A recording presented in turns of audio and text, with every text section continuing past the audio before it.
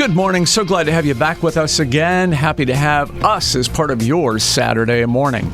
You know, when cancer touches your family, something really significant happens to really everyone in that group. And that's going to be our focus here in the first half hour today. Now, I'm pretty fortunate to never really have faced a situation like that in my family, but every year, of course, millions do. And we're going to start the hour with someone who faces these decisions and helps families get through these decisions every day. Dr. Lakshmi Aggarwal is in practice with Fort Wayne Medical Oncology and Hematology. She's board certified in internal medicine, oncology, hematology, with a particular focus on breast and gynecological malignancies. Her focus is on creating personalized treatment plans. So we're going to learn more about that as well. But welcome to the program. Glad you're here. Thank you. It's my pleasure. My research suggests that when your doctor says the word cancer, the first thing you need to do is take a deep breath, get a hold of yourself, and then start making a list of questions. What questions do I need to be asking?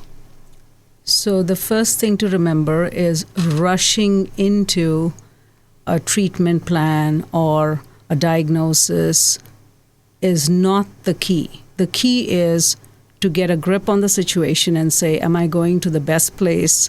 Do I have the right team? And not the right team of just medical professionals, but your own personal team, because you want a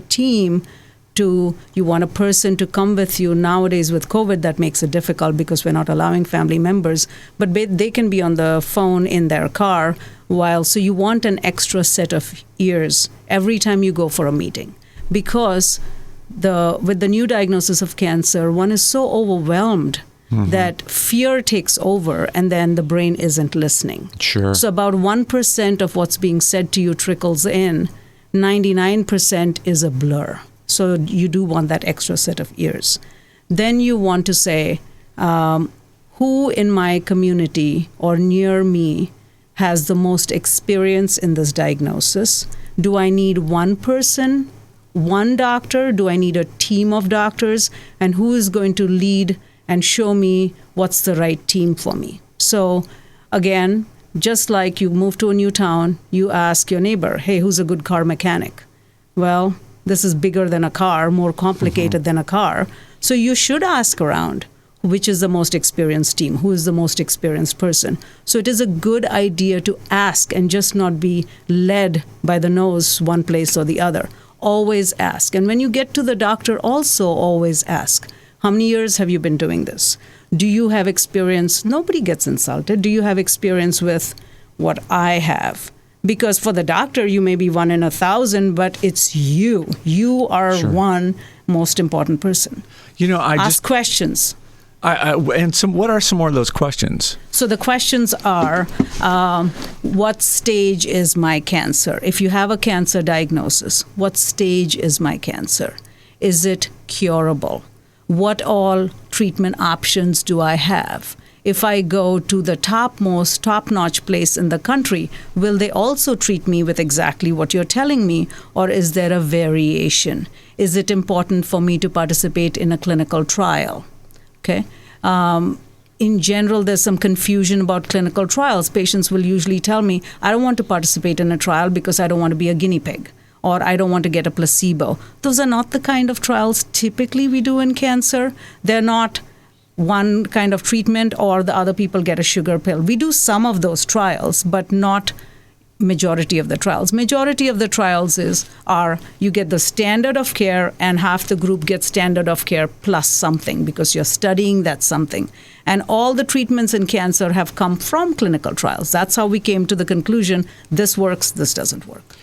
So clinical trials do happen in communities our size. Oh, absolutely. It's not just at large hospitals. How many trials have you been involved in? Oh, my goodness. So for 40 years, our group has been doing trials. In fact, this is about 8 or 9 years ago from ASCO, which is the national body, American Society of Clinical Oncology, gave little old Fort Wayne Oncology one of the national awards for research participation. So we've been that passionate about trials. So yes, we put people on trials, and Herceptin, which is a well-known drug in breast cancer, we had one of the largest group of patients in that trial. So that tells you how altruistic Fort Wayne patients are.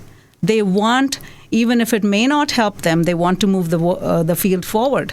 that many women participated in those breast cancer Herceptin trials. Wow. It's a big deal. That is great. It's a big deal. It's great to hear. You said something to me earlier that I think is just so important for people to hear, and that is cancer care is one of the most joyous areas of medicine. Now, that doesn't seem to fit. Explain that to me. So what happens is it's a very strange contradiction, because once you think cancer, you think gloom and doom. And yes, the first thing that hits a person is fear. Yeah. Then comes anger. Why me?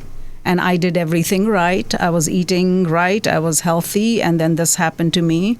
And then comes feeling sad for yourself, for your family. Then comes, am I going to leave all the loved ones behind?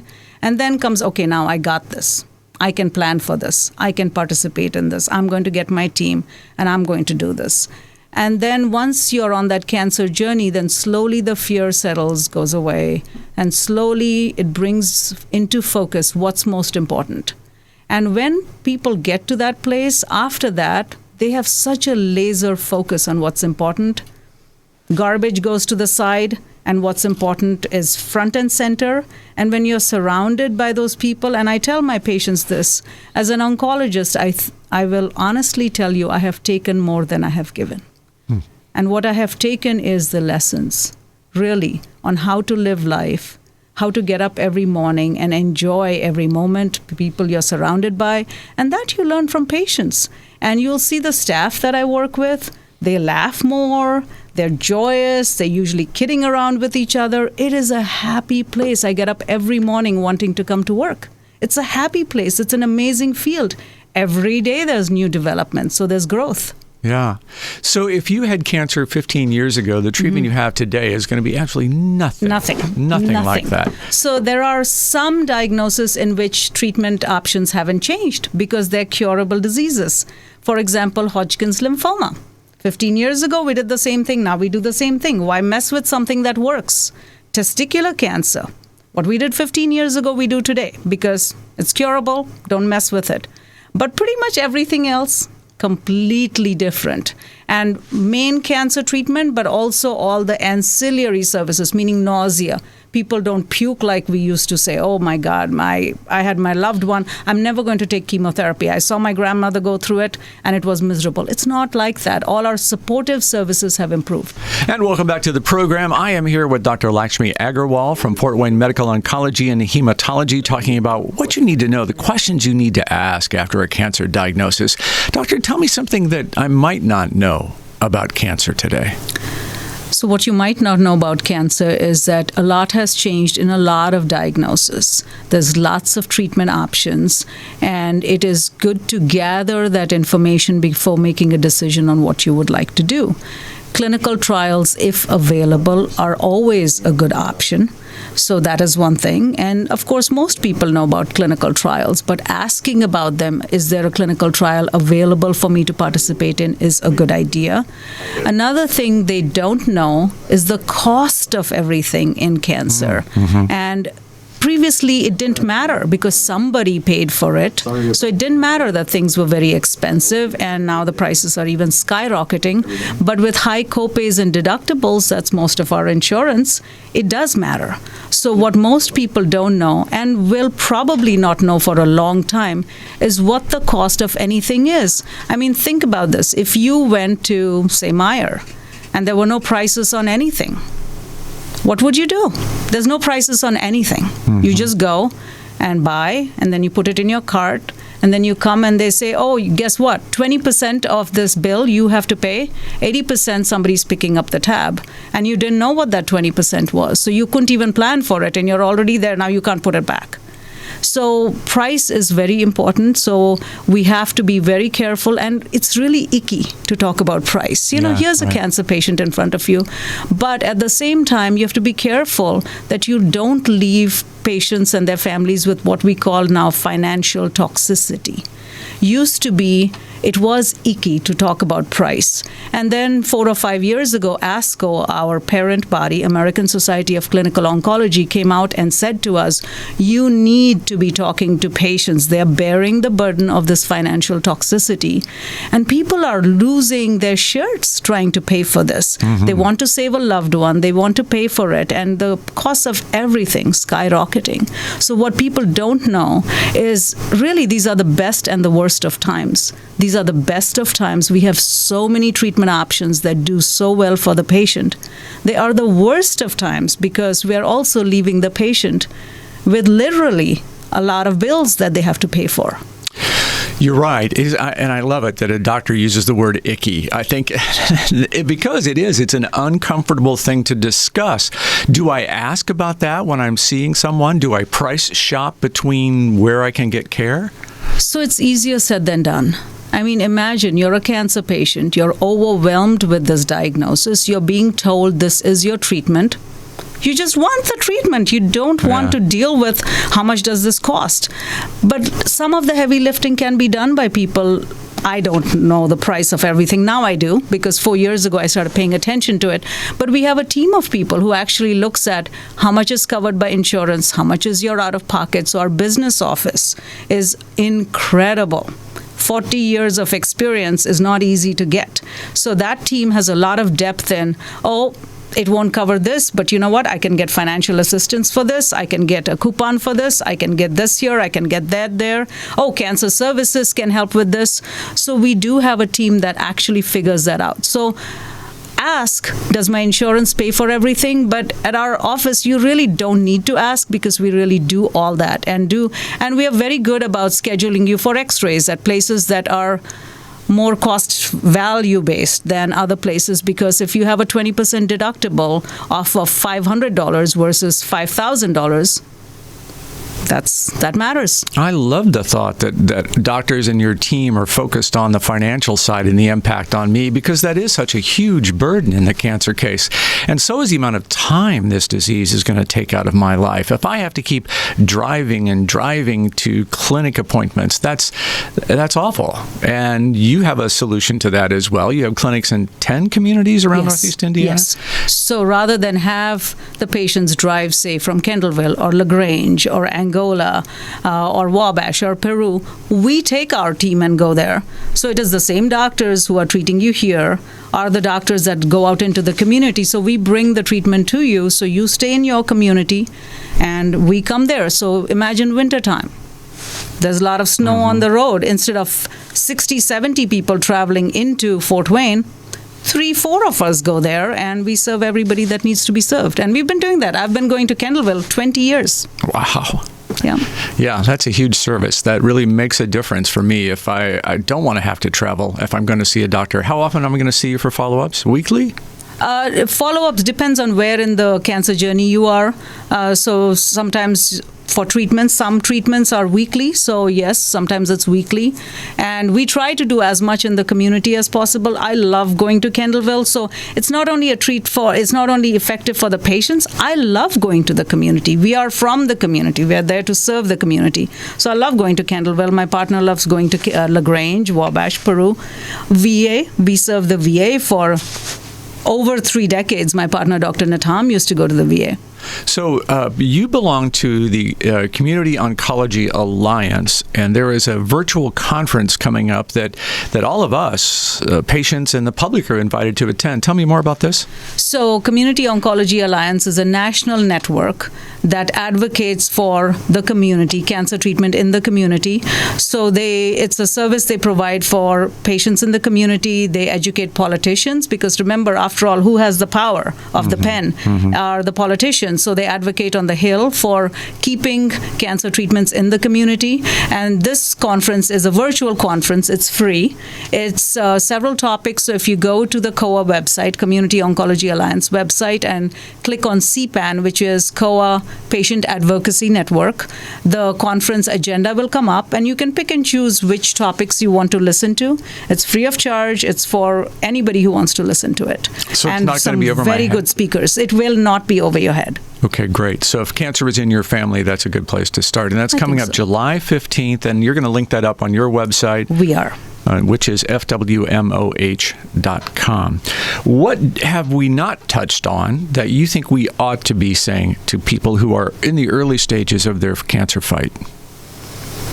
I will say to them that fear is natural. Fear helps us, but if fear blocks us, then that is not a good place to be. Fear produces a lot of chemicals that are not good for your body. So after the initial fear, we really do need to settle down, ask the right questions, have the right team, even our own family members and friends. If you have a lot of negative energy people around you, that's not a good idea. Have people who help you rather than block you. Ask the questions.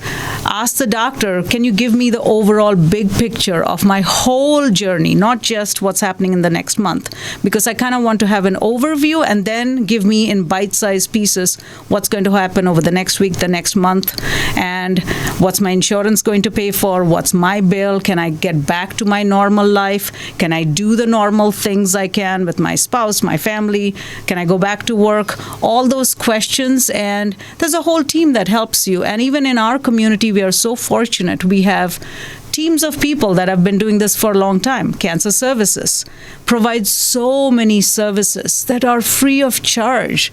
A lot of patients don't know that, so we can point them in the right direction.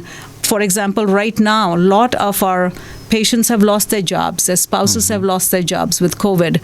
So Cancer Services can give you something where you can go get your groceries. So there's a lot of things that local community groups are doing that are available. So we usually try to connect the patients to the right places. For example, visiting nurse service and palliative and hospice care. They have a lot of programs that are amazing. If you compare for the size of the community, the services we have, it's an incredible community. You told me just a moment ago that your mindset as a cancer patient can change your outcome. I believe it. Tell me more about that. So, like I said, I've taken more from patients than I have given. And what I have learned, and I've only been doing this 21 years in Fort Wayne, and I know one of my partner, Dr. Tom's been doing this 40 years. When we talk to each other, we find that a cancer diagnosis, a textbook, or an article may say the life expectancy is X, and here's the outcome. And then somebody proves us wrong in a positive way. And you look back and say, what was different about this person? Because as a scientist, you have to analyze what was different. And attitude, mental attitude, we cannot do studies on that because we can't measure it. It matters. So that belief system, I believe I can, makes a big difference. One, in your journey and your experience, but also in the outcome. It is important. It's very important. Wow, that's good to hear. It's good to know that keeping that positive attitude is such an important part of health. And it is hard. So if there are any of my patients listening, they'll be nodding their heads because I will tell them, I expect you, this is your assignment, 15 minutes a day, you have to laugh. Laugh like you're going to pee. And they'll look at me like, are you crazy? You're giving me chemotherapy that makes me lose my hair and I'm facing all this and you want me, your assignment to me is laugh? Yes. Because laughter produces all kinds of good chemicals that I cannot give you. Your own factory is producing them. Tap into it. That's fantastic. And that is Dr. Lakshmi Aggarwal from Fort Wayne Medical Oncology and Hematology. I hope you will take part in the community cancer seminar coming up July 15th. And if you'd like to learn more about that, you can visit fwmoh.com. That's fwmoh.com to put you in touch with Fort Wayne Medical Oncology and Hematology.